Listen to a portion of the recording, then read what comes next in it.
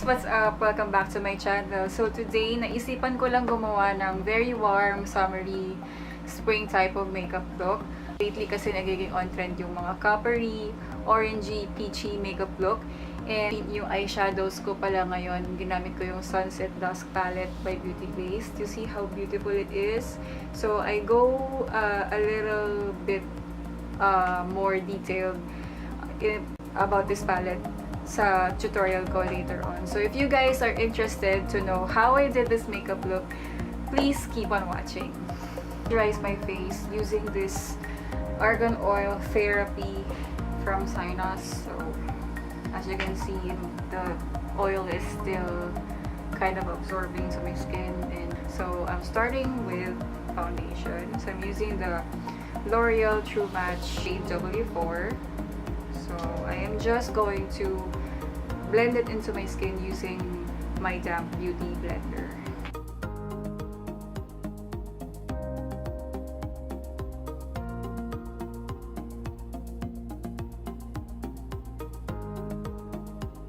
And then for concealer, you all know this. I'm using my usual favorite, the Maybelline Fit Me Concealer. I'm in the shade Sand. Putting that under my eyes para magka-highlight, as primer for eyeshadow down the bridge of the nose, forehead, and then dito sa chin, and then dito medyo sa nose kasi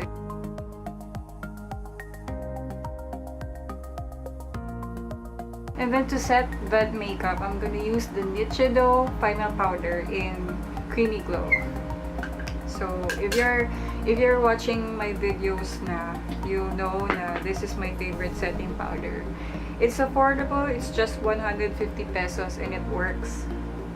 Doesn't have flashback, keeps my face matte, and it's also good for baking. It's been compared to the Laura Mercier translucent powder, if you know that product. So that's yun yung talagang nire-rate na translucent setting powder in the world, pero I'm holding back on buying that kasi masyadong mahal. I'm going to bake my face first para I can stay as matte as I can, and then I'm going to do my brows off cam kasi it's a repetitive process. Maraming eyebrow tutorials sa YouTube, and nakita nyo na rin ako mag-brows ko. Naggunawa ko yung brows ko sa channel ko. So I'm just going to do it off cam. And I'm going to use another drugstore brand. It's the NYX Micro Brow pencil in the shade Espresso. I will be back. And I forgot to mention, sinet ko rin yung brows ko using the Nichido Tinted Brow Gel in Brunette. And it's kind of weird kasi yung brows ko parang ang dark niya sa camera. Pero pag tumitingin naman ako sa salamin, parang tama lang siya. So ayun. Medyo nag-change kasi ako ng brow routine, guys, kasi before I started my channel, I had lighter brown hair, almost parang basta highlighted brown hair siya. And ngayon, back to black or back to dark brown hair ako. So medyo dark na yung eyebrow pencil na ginagamit ko. Kaya siguro medyo hindi pa ako sanay, and baka kayo rin. So ayun. And now we can finally start with our eyeshadow. Hindi ko pa tinatanggal yung bake ko kasi baka lang magkaroon pa ng mga fallout. So for eyeshadows, I'm gonna use the Sunset Dusk palette by Beauty Glazed. You guys, sobrang ganda nito. Sobrang mura pa niya. Ang gaganda ng colors. It's a dupe for the Natasha Denona Sunset palette, which costs like around 10,000 pesos kung dito siya ibibenta. I mean, that's in Sephora PH yata. And look at the colors, and I haven't done an in-depth review nito kasi marami na rin kasing reviews niya sa YouTube, but try to zoom you guys in para mas kita nyo lang yung eyeshadow look. Yan. So first off, I'm gonna use this copper shade since I'm going for that spring glowy look. So I'm just gonna put that all over my lid. I'm using a flat shader brush. So lalagay ko lang siya dito sa part na to, all over the lid.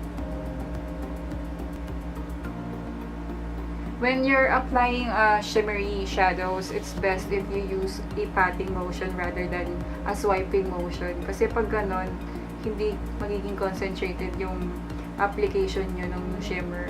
So, I'm just going to do the same thing on the other eye. Match ko pa lang kasi talaga to. I haven't really been using this on my eyes. This is actually the first time that I'm going to do a whole eye look using this. It looks kind of scary right now, but we're going to blend that. And I'm going to use the shade right here. It's called Pumpkin. It's an orangey shade. A warm orangey shade. So pretty. So I'm just using a crease brush. And I'm just going to blend the edges sa crease.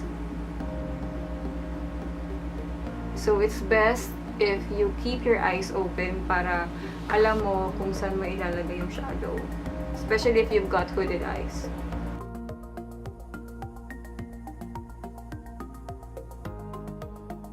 More depth to the eye look, I'm going to use a thinner crease brush para lang mas concentrated yung look niya. And I'm going to use a darker brown.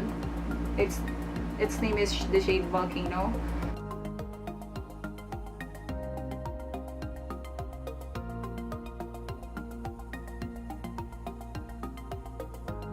Bili ko dito parang 375 lang yata. And compared to the Natasha Denona palette na 10,000, like seriously guys, I'm super mesmerized sa quality nito. Beauty Glazed. Now, gusto ko lang siya lagyan ng konting gold kasi parang masyado siyang copper.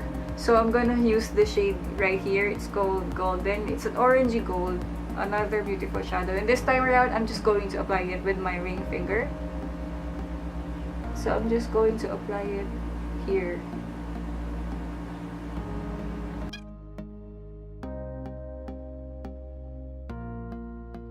Recommend this palette. Whether you're a beginner or not, may enjoy mo to. Kasi para ka na rin nakabili ng Natasha Denona without shedding so much cash. And now, to put some highlight on my brow bone, I'm gonna use this white pearly shade. It's called Pearl. So, what I like then in this palette is that napaka-simple lang ng mga names niya. Like, kung gold siya, gold din yung pangalan niya. Kung pearl, pearl. Katuwa, no? So, I'm just going to put a little bit on my brow bone.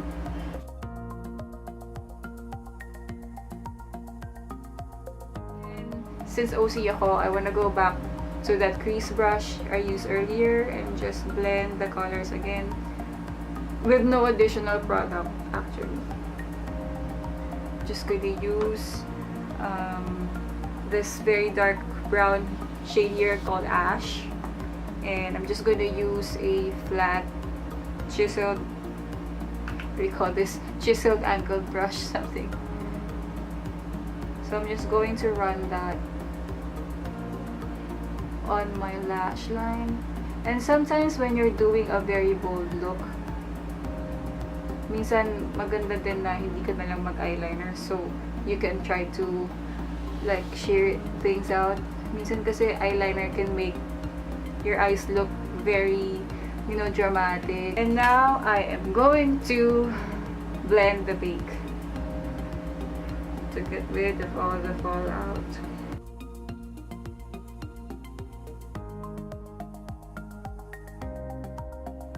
Now we go to bronzer. I'm going to use the Laura Mercier Candle Glow Sheer Perfecting Powder in shade 6. This is the darkest. Actually, guys, sorry kasi I'm planning to just use really affordable products, but right now I'm cheating.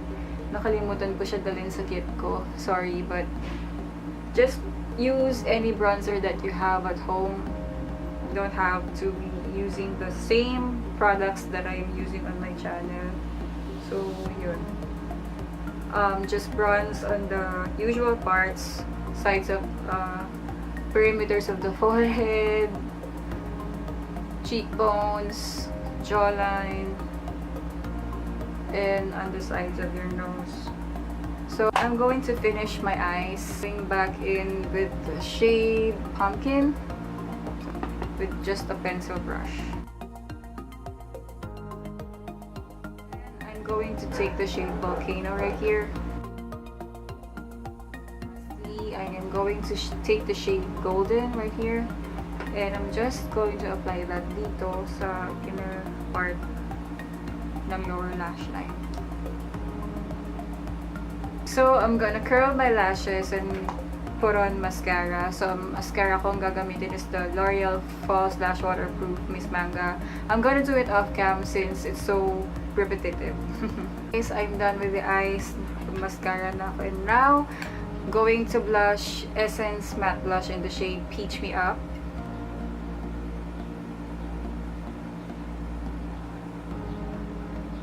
And then for highlight, I'm gonna use the Essence, again, the Pure Nude highlighter. This is so nice. So I'm just gonna use the same brush. And I'm just going to put that on the usual parts that we need to highlight. I love this highlight.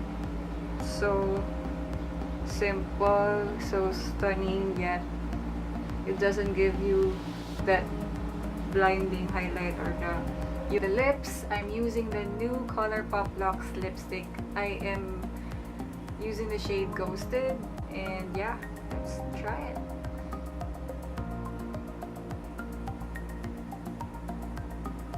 Ang ganda, guys.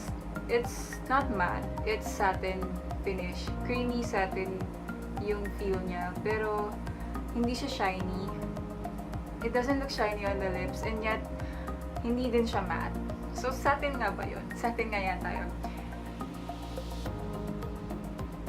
And, para ang healthy looking ng lips mo, hindi niya ina-accentuate yung lines kahit na may pagka-dry yung lips ko ngayon. And it's pigmented. As you can see, dinadot ko lang yung lipstick. So, para ako nagkaroon ng mini review, no? Pero, guys, ang ganda. So, parang wala pa yatang 500 yung price ng mga Instagram sellers dito.